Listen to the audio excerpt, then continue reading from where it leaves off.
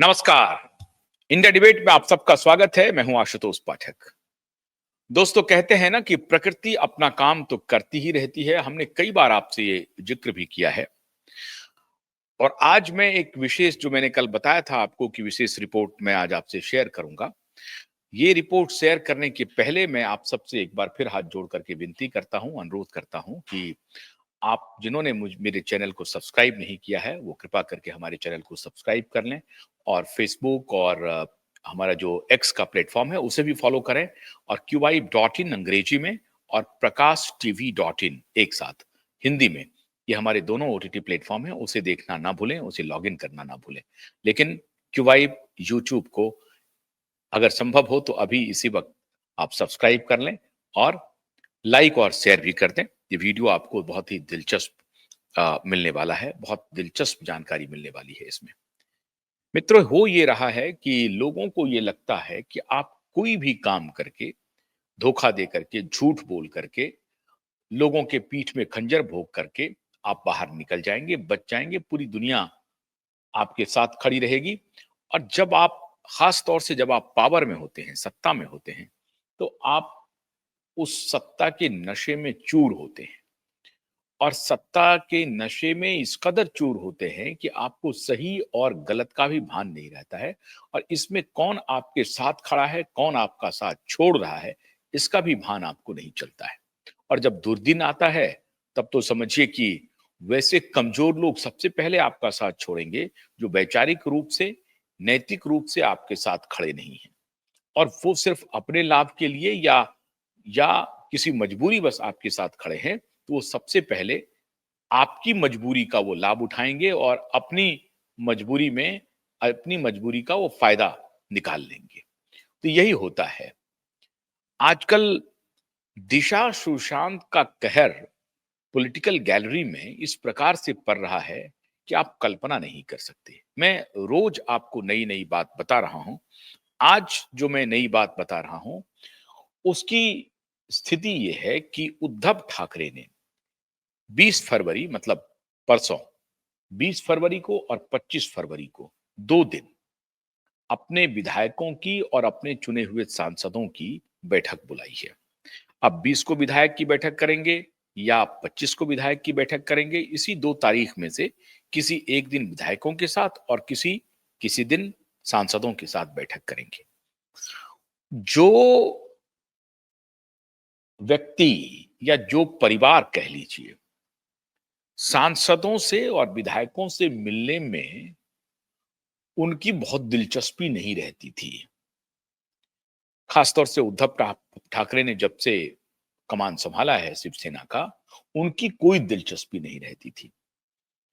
उनको लोग फॉलो करते रहते थे, उनसे वक्त मांगते रहते थे कि मुझे मुलाकात का वक्त मिल जाए। और बहुत मुश्किल से उद्धव ठाकरे और बाला साहब ठाकरे में यही फर्क है। बाला साहब ठाकरे के दरवाजे आम से आम कार्यकर्ता के लिए हमेशा खुले रहते थे। क्यों? इसलिए कि बाला साहब ठाकरे ने कभी स्वयं सत्ता नहीं संभाली, वरन की सत्ता की बागडोर अपने पास रखी। सत्ता किसी के हाथ में सौंपी, लेकिन उसका बागडोर अपने पास सौंपा, अपने पास रखा। मतलब रिमोट से वो सत्ता चलाते रहे। जितने मुख्यमंत्री शिवसेना के बने और जो भी मंत्री केंद्र में बने, सब उनके आशीर्वाद से ही बने। लेकिन एक प्रकार से सत्ता की पूरी कुंजी उनके पास होती थी। ताला वो देते थे किसी को, लेकिन कुंजी अपने पास रखते थे। जब तक वो ताला, सत्ता का ताला तभी खुलेगा जब बाला साहब ठाकरे उसमें कुंजी लगाएंगे। तो कुंजी कह लें या बागडोर कह लें, हमेशा बाला साहब ठाकरे अपने पास रखते थे। और इस वजह से होता क्या था कि उनके पास बहुत सारा वक्त होता था, केवल और केवल अपने कार्यकर्ताओं से मिलने का, अपने विधायकों से मिलने का, अपने सांसदों से मिलने का, अपने प्रमुख कार्यकर्ताओं से मिलने का, संगठन के लोगों से मिलने का। इसलिए बाला साहब ठाकरे के बारे में लोग कहते थे कि वो सर्वसुलभ हैं। कोई भी व्यक्ति जाए, चाहे वो सांसद जाए, विधायक जाए, या उनके पार्टी के विभिन्न जिलों के अध्यक्ष जाए, पन्ना प्रमुख जाए, कोई भी जाए, बड़े कार्यकर्ता से लेकर छोटे कार्यकर्ता के लिए बाला साहब ठाकरे का दरवाजा हमेशा खुला रहता था। और उसके कारण मैंने आपको यही बताया कि वो स्वयं मुख्यमंत्री नहीं बनते थे या उनको कोई मंत्री पद पाने की कोई लालसा नहीं थी। वो मंत्री बनाते थे, मुख्यमंत्री बनाते थे, केंद्र में और स्टेट में, दोनों में। और इसलिए वो एक सुपर पावर के रूप में शिवसेना में एक अपनी ताकत रखते थे और इस ताकत का इकबाल था प्रदेश में जनता के ऊपर भी, संगठन में नेताओं कार्यकर्ताओं के ऊपर भी और मंत्री विधायकों के ऊपर भी, मंत्री मुख्यमंत्री के ऊपर भी उनका इकबाल था।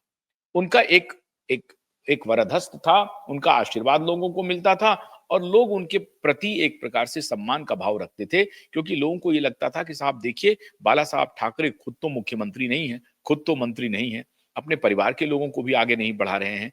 तो बाला साहब ठाकरे एक प्रकार से अपना नैतिक संबल कार्यकर्ताओं के बीच में, पार्टी नेताओं के बीच में बहुत मजबूती से बनाए रखे जब तक वो जिंदा रहे। लेकिन उद्धव ठाकरे ठीक उल्टा हो गए, बाला साहब ठाकरे से बिल्कुल उलट हो गए। देखिए, लोग कहते हैं कि बाला साहब ठाकरे और उद्धव ठाकरे दोनों के चिंतन में अलग अलगाव हो गया। असल बात यह है कि शुरुआत में बाला साहब ठाकरे भी कांग्रेस के ही सहयोग से आगे बढ़े। आज जो उद्धव ठाकरे जिस गैंग में घुस गए हैं, जिस विरोधी पक्ष में, मतलब जिस सत्ता के साथ विरोधी, मतलब सत्ता के साथ अलायंस, बीजेपी के साथ अलायंस करके वो पहली बार जीते थे जब आए थे, जब मुख्यमंत्री बनना चाहते थे, लेकिन वो बने नहीं, तोड़ करके इधर आ गए। तो ये जो आए हैं, तो कांग्रेस से बाला साहब ठाकरे का भी रिश्ता बहुत खराब नहीं था। बाला साहब ठाकरे के विकास में एक जमाने में कांग्रेस की बड़ी भूमिका थी, लेकिन वो पर्दे के पीछे थी, सामने से नहीं, सामने से नहीं था। और सामने से जिनके खिलाफ वो लड़ाई लड़ते रहे वो थे शरद पवार। शरद पवार, आपको मालूम है कि अकलियत परस्त राजनीति उनकी रही और कांग्रेस की भी अकलियत परस्त राजनीति रही, तो दोनों के खिलाफ मोर्चेबंदी करते रहे बाला साहब ठाकरे। आइडियोलॉजिकली, विचारधारा के स्तर पर दोनों दो ध्रुव पर खड़े थे, लेकिन उद्धव ठाकरे बिल्कुल उलट हो गए और बिल्कुल उत्तर से दक्षिणी ध्रुव चले आए और उनको लगा कि साहब इस ध्रुव में जाने के बाद मुझे लाभ होगा, और ये नुकसान कर बैठे उद्धव ठाकरे। उद्धव ठाकरे बाला साहब ठाकरे भी नहीं है। उद्धव ठाकरे सर्वसुलभ नहीं है। लोग कहते हैं कि वो बीमार रहते हैं। आपने देखा कि जब कोविड हुआ 2020 में, एक तो 19 में उनकी सरकार बनी, उसके तुरंत बाद कोविड आ गई और कोविड के बाद वो पिछले 2 साल तक, मतलब जब तक समझिए एक प्रकार से सरकार में रहे वो कभी मंत्रालय नहीं गए, घर से ही वो सरकार चलाते रहे। लोगों ने कहा कि वो बीमार हैं, इसलिए वो बीमारी से बचने के लिए वो ऐसा कर रहे हैं, लोगों से कम मिलते-जुलते हैं। ये बात मानी भी जा सकती है, लेकिन एक जो बॉडी लैंग्वेज होता है, एक जो सामान्य आचरण होता है, कोई ना कोई कार्यकर्ता तो कह देता कि नहीं, नहीं, बाला साहब ठाकरे की तरह ही सर्वसुलभ है उद्धव ठाकरे भी, लेकिन उद्धव ठाकरे बाला साहब ठाकरे की तरह सर्वसुलभ नहीं है। ये उन्होंने अपने कार्य व्यवहार से तब बताया जब वो सत्ता में आया और मुख्यमंत्री बन गए। बाला साहब ठाकरे की बात को लेकर के जो उद्धव ठाकरे को आगे चलना चाहिए था, वो उद्धव ठाकरे नहीं चल पाए और इसीलिए शिवसेना, जो नई शिवसेना थी, उनके नेताओं को कभी ये भरोसा नहीं था कि उद्धव ठाकरे स्वयं मुख्यमंत्री बन जाएंगे। और उस वक्त भी आपको याद होगा 19 में भी ये नाम चल रहा था एकनाथ शिंदे का ही, कि शिवसेना की तरफ से भारतीय जनता पार्टी एकनाथ शिंदे को भारतीय जनता पार्टी कबूल कर ले मुख्यमंत्री के रूप में, जो भारतीय जनता पार्टी ने कबूल नहीं किया। जब उद्धव ठाकरे को नहीं कबूल किया तो एकनाथ शिंदे को कैसे कबूल करते। लेकिन उस वक्त भी उद्धव ठाकरे के बारे में कहा जाता है कि वो स्वयं मुख्यमंत्री नहीं बनना चाहते थे, उनकी पत्नी और उनके बेटे के दबाव में वो उन्होंने मुख्यमंत्री बनना स्वीकार किया। लेकिन अगर उद्धव ठाकरे मुख्यमंत्री नहीं रहते तो शायद शिवसेना में उनका जो इकबाल था वो शायद बहुत बड़ा रहता और संभवतः पार्टी टूटती भी नहीं। तो बाला साहब की परंपरा को उद्धव ठाकरे ने उसी समय तार-तार कर दिया। बाला साहब की फिलॉसफी थी कि हम मुख्यमंत्री नहीं बनेंगे, हम मंत्री नहीं बनेंगे, हम मुख्यमंत्री बनाएंगे, हम मंत्री बनाएंगे, हम किंग मेकर बने रहेंगे और मुख्यमंत्री और मंत्री भी हमारा दरबार लगाएंगे।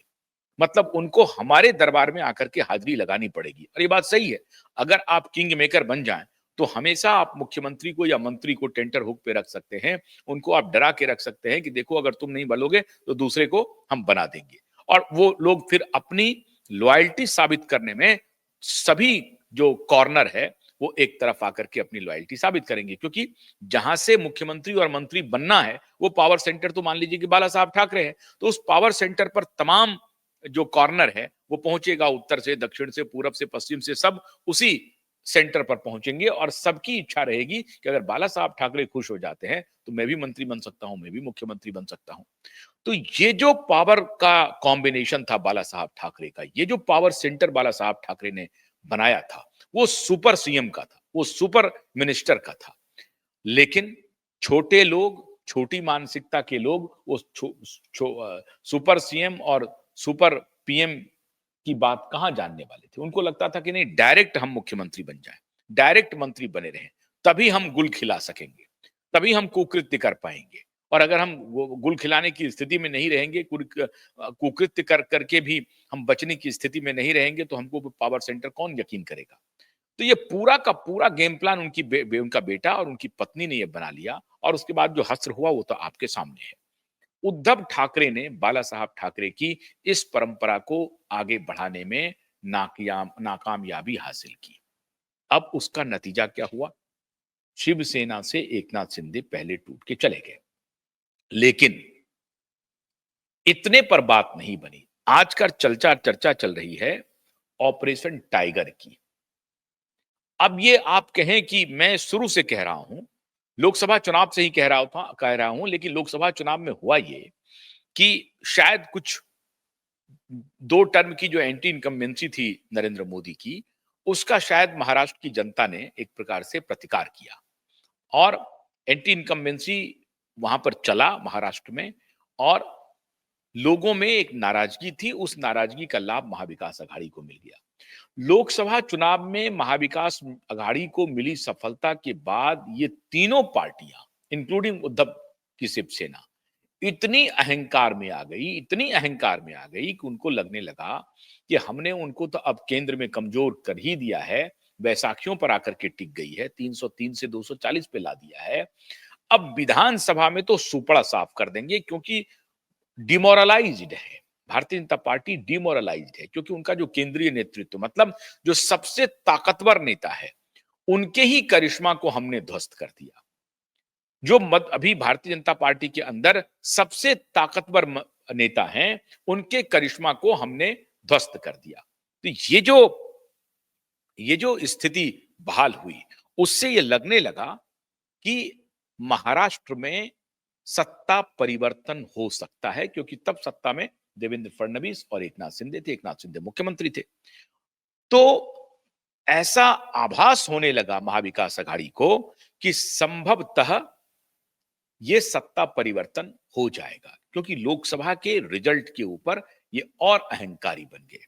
पिता पुत्र दोनों मिलकर के धरातल पर क्या चल रहा है और भारतीय जनता पार्टी एक योद्धा की तरह, उनका जो पूरा संगठन था, पहली हार के बाद सबक लेते हुए हरियाणा में उन्होंने दूसरा ट्रायल किया और पूरी ताकत, संघ, भारतीय जनता पार्टी दोनों ने मिलकर के अपनी पूरी ताकत झोंक दी।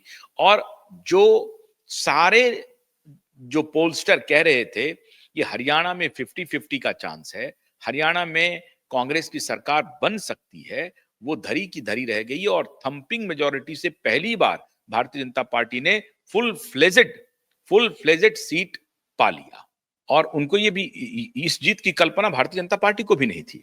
लेकिन कहते हैं ना कि जब आप पहली हार होती है तो आप एक टीम की तरह लड़ते हैं, और भारतीय जनता पार्टी, संघ अपनी पूरी शक्ति झोंक दी और हरियाणा में सफलता मिली और उसका रेप्लिका इन्होंने किया महाराष्ट्र में। तो एक तरफ तो महाविकास अघाड़ी का अहंकार चल रहा था कि मोदी को हमने शिकस्त दे दिया, उनका जो सबसे ताकतवर करिश्माई लीडर है वही डिमोरलाइज्ड है। लेकिन हरियाणा के चुनाव के बाद एक मोमेंटम गेन किया भारतीय जनता पार्टी ने और वो फिर जाकर के पूरी ताकत उन्होंने झोंकी महाराष्ट्र में। अब ये लोग भले ही नाटक करते रहे कि ऐसे नंबर ऑफ वोटर्स बढ़ा लिया, वोटर लिस्ट से लोगों का नाम काट दिया, तो ईवीएम मैनेज किया, ये सारी बातें है। लेकिन शरद पवार ने ही इस बात का खंडन कर दिया। शरद पवार ने कहा कि ये सब बात फालतू बात है, कि वोटर लिस्ट में नए नाम जुड़वा दिए और कुछ नाम को कटवा दिया। मतलब उनके जो समर्थक थे उनके नाम को कटवा दिया और उनके जो समर्थक नए बने उनके नाम को जुड़वा दिया। ये भारतीय जनता पार्टी ने किया और ईवीएम हैक कर लिया। ये सारी थ्योरी उद्धव ठाकरे के बेटा आदित्य ठाकरे और कांग्रेस पार्टी ने चलाने की कोशिश की, लेकिन शरद पवार ने इस थ्योरी की हवा निकाल दी और शरद पवार ने कहा कि ये सारी बातें जो है बकवास बात है, इस तरह की कोई बात नहीं हुई है, हमें जनता का मैंडेट स्वीकार करना चाहिए और जनता ने हमें हमें विपक्ष में रहने का आदेश दिया है। मतलब विधानसभा चुनाव की बात मैं कर रहा हूं। विधानसभा चुनाव में जो अहंकार था लोकसभा का वो खत्म हो गया, वो पूरी तरह से जाती रही और इस अहंकार को शरद पवार ने खुद इस गलती को पकड़ लिया और हारते ही ये सारी बातों पर विराम लगा दिया। कहा कि ईवीएम और ये जो इलेक्शन में जो बगलिंग के आरोप लग रहे हैं इसका कोई मतलब नहीं है। उसी दिन से उद्धव ठाकरे अलग थलग पड़ने लगे थे और शरद पवार का जो काम था वो हो चुका था। उनकी बेटी चुनाव जीत चुकी थी लोकसभा में, खुद वो लोकसभा में अच्छी खासी संख्या ला चुके थे, उनकी पार्टी बच गई थी, उन्होंने अपना एक बार लोकसभा में बता दिया था, लेकिन विधानसभा में उनकी पार्टी महज 10 सीट जीत पाई। कांग्रेस जो इतने सीटों पर लड़ी थी वो सिर्फ 16 सीट जीत पाई और दूसरी तरफ बड़ी संख्या में शिवसेना उद्धव लड़े थे तो 20 सीट जीत पाई। अब विधानसभा में करारी हार के बाद शिवसेना उद्धव का जितना भी वर्कर है वो अंदर खाने पूरी तरह से उद्धव ठाकरे और आदित्य ठाकरे से नाराज है। जो वर्तमान अभी जो खबर आ रही है उसमें खबर यह है कि एकनाथ शिंदे ने जो ऑपरेशन टाइगर शुरू किया था अब वो एक्शन में आ गया है। सबसे मजबूत गढ़ शिवसेना का उद्धव का वो कोंकण का इलाका है और कोंकण के इलाके में आप देखें कि मुंबई में दो महत्वपूर्ण इलाके हैं, एक तो मुंबई जो विस्तारित मुंबई है वो और दूसरा कोंकण। और कोंकण में आप देखें कि रायगढ़, रत्नागिरी, सिंधुदुर्ग, ये जो सारे इलाके हैं ये कोंकण में आते हैं। यहां पर इनका प्रभाव बहुत था और दूसरा जो प्रभुत्व वाला क्षेत्र था वो मराठवाड़ा था। तो मराठवाड़ा में एकनाथ शिंदे ने इनकी खाल उधेड़ दी और दूसरा जो था कोंकण का वहां भी इनकी हालत खराब है। हो क्या रहा है अभी आनन फानन में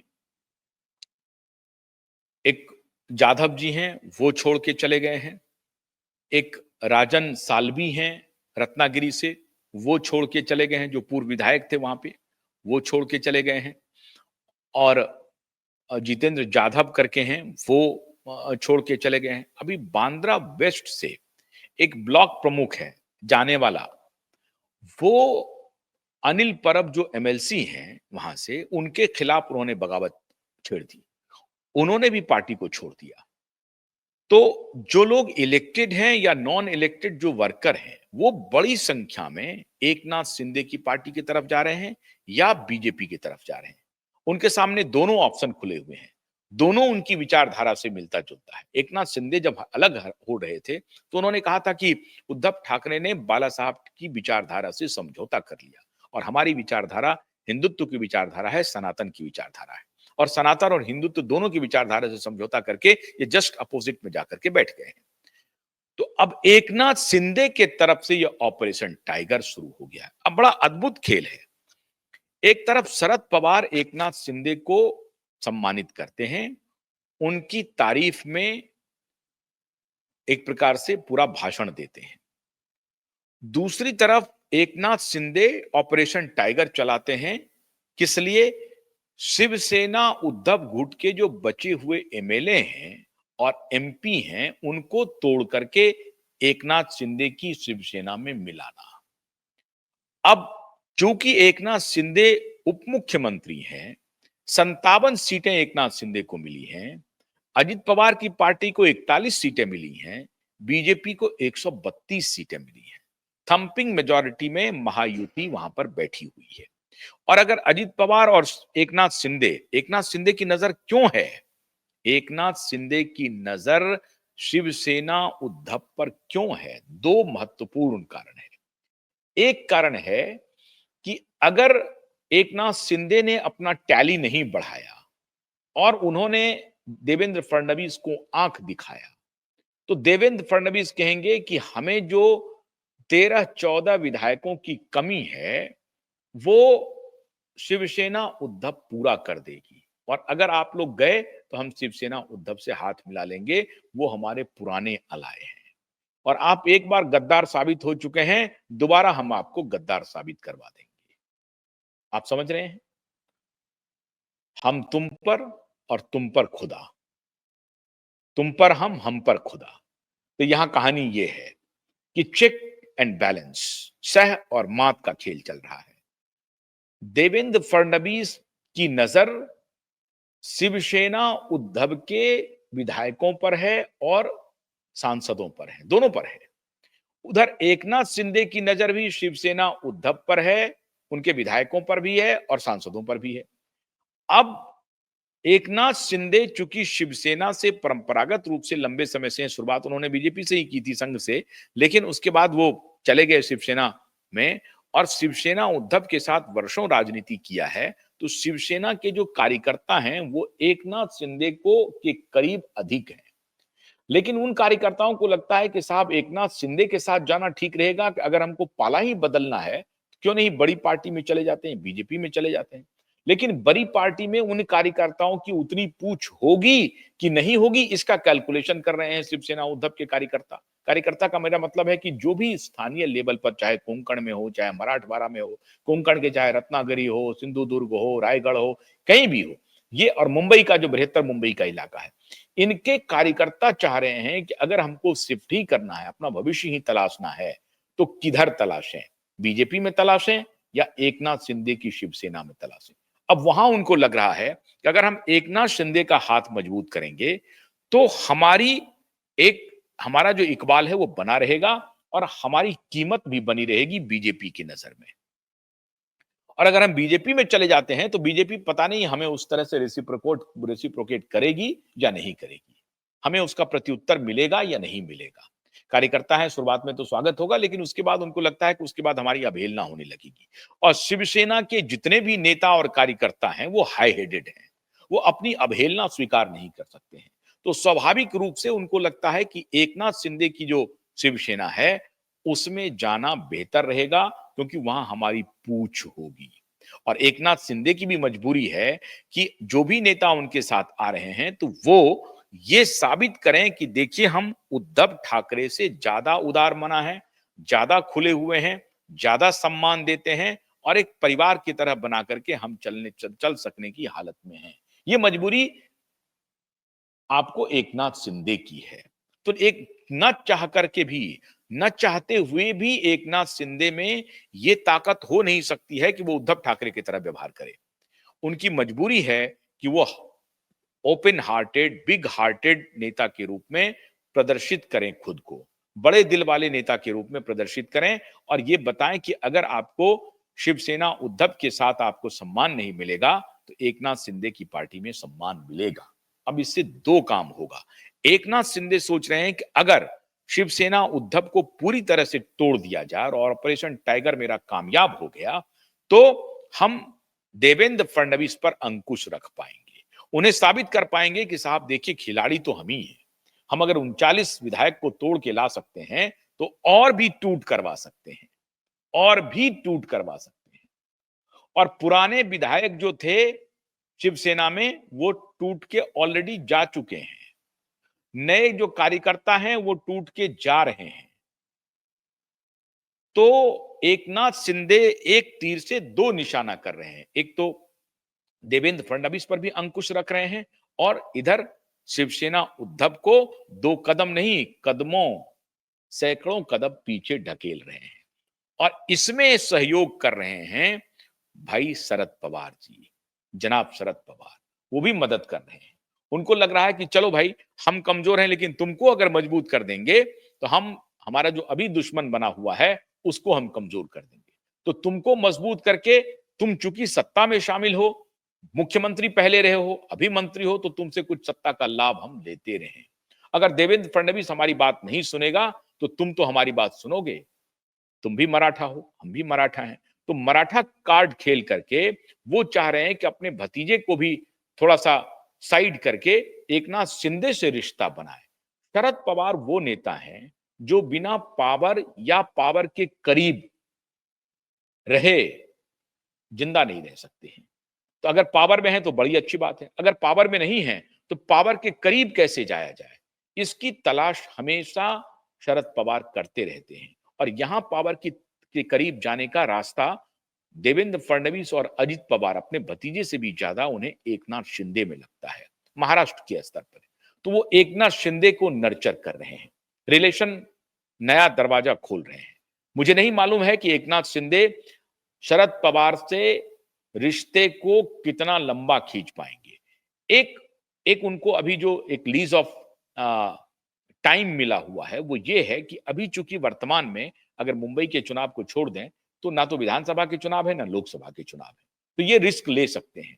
अन्यथा एकनाथ शिंदे के जो कार्यकर्ता हैं वो भी शरद पवार के खिलाफत में खड़े हैं, क्योंकि वो परंपरागत रूप से उनके खिलाफ खड़े हैं। तो एकनाथ शिंदे ने कहा कि हम तो सनातनी हैं, हम तो हिंदू वादी लोग हैं और हमारी विचारधारा से उद्धव ठाकरे ने समझौता किया, इसलिए हमने धोखा दिया, जिसको उद्धव ठाकरे कह रहे हैं कि महागद्दार है।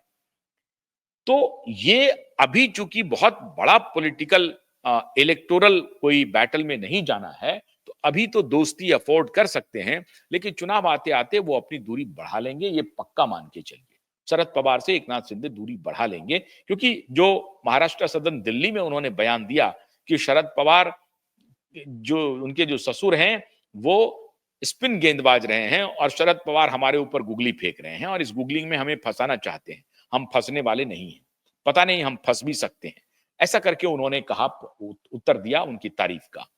लेकिन एकनाथ शिंदे ऑपरेशन टाइगर में ऐसा प्रतीत हो रहा है कि वो कामयाब होते हुए दिख रहे हैं और बड़ी तेजी से शिवसेना उद्धव के नेता कार्यकर्ता पाला बदल रहे हैं। अब पार्टी में तो टूट हो गई, लोग जा रहे हैं छोड़ करके, कोई शिवसेना में आ नहीं रहा है, जा रहा है, ये उल्टा है, टूट हो रही है। लेकिन टूट का जो असली मतलब होता है वो होता है कि विधायकों और सांसदों में टूट, या पार्टी का जो ऊपर का जो स्ट्रक्चर है संगठन का उसमें टूट। तो विधायकों और सांसदों में टूट की खबर आ रही है और उसमें एकनाथ शिंदे लगता है कि शायद कामयाब हो जाएंगे। नजर देवेंद्र फडणवीस की भी है, उनके नेता मिल भी रहे हैं उनसे, लेकिन वो देख रहे हैं कि 20 में से कितने एकनाथ शिंदे के साथ जाते हैं और कितने बीजेपी के साथ आते हैं। मैंने जैसा आपको बताया कि जो विधायक हैं, जो कार्यकर्ता हैं, वो तो एक बार समझौता करेंगे, उनको लगता है कि हमारी पूछ होगी एकनाथ शिंदे में, तो वो एकनाथ शिंदे का रुख करेंगे।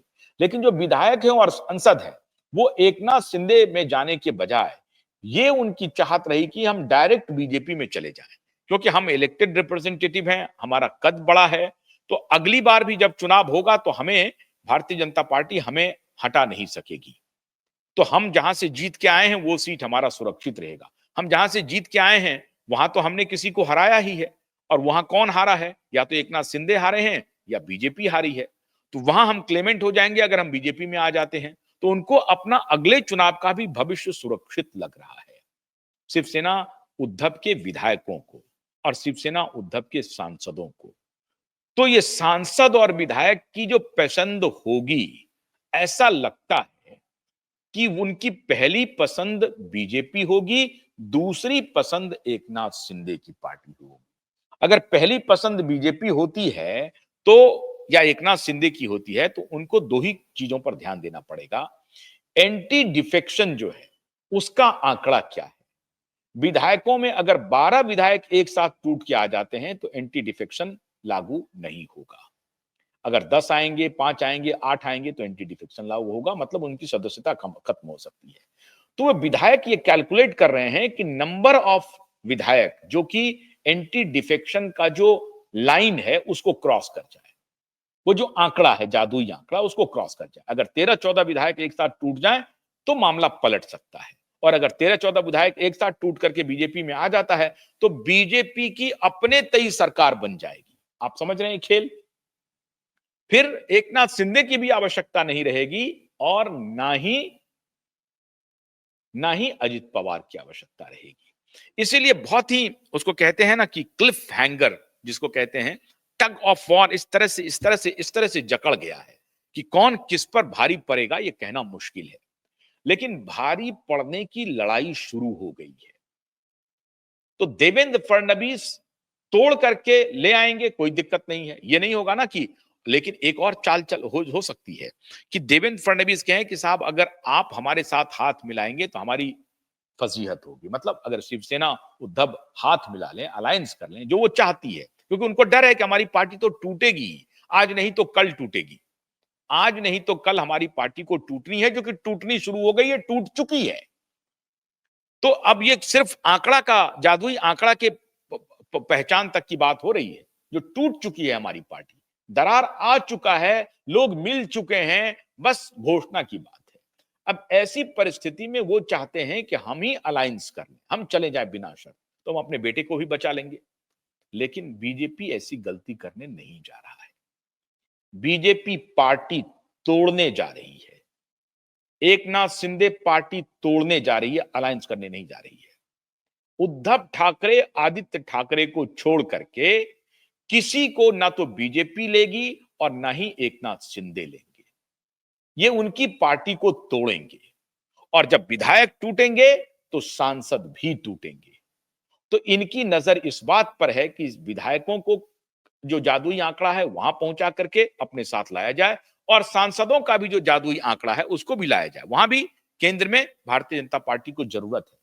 हाँ, एक बात आप कह सकते हैं, जैसे अजित पवार शरद पवार को छोड़ करके आए थे, तो राजनीतिक हलकों में अपनी इज्जत बचाने के लिए ये फैलाया गया कि अजित पवार जो आए हैं वो शरद पवार की अनुमति से आए हैं, और अजित पवार इसका वो खुलासा करते भी रहते हैं। क्यों करते हैं ऐसा ऐसा प्रचार क्यों करते हैं? इसलिए क्योंकि उनको लगता है कि इससे हमारे वोटर जो हैं हमारे समर्थन में खड़े रहेंगे, नहीं तो हमें लोग गद्दार कहेंगे। इसलिए इस नैरेटिव को वो आगे बढ़ाते हैं कि अजित पवार अगर आए हैं बीजेपी के साथ तो शरद पवार का आशीर्वाद लेकर आए हैं, उनकी अनुमति से आए, उनकी सहमति से आए। ठीक उसी प्रकार अपनी इज्जत को पब्लिकली बचाने के लिए उद्धव ठाकरे ये कह सकते हैं, या उनके तरफ से कहा जा सकता है या कहलवाया जा सकता है कि जो हमारे विधायक और सांसद गए हैं बीजेपी में या एकनाथ शिंदे के साथ, वो हमारी सहमति से गए। शरद पवार ने नहीं कहा कभी ऐसा, लेकिन उनके कुछ दलाल पत्रकार हैं, फ्लोट करने लगे कि शरद पवार के ही कहने पर गए, शरद पवार के ही कहने। असल में हुआ कि पूरा धोखा हुआ।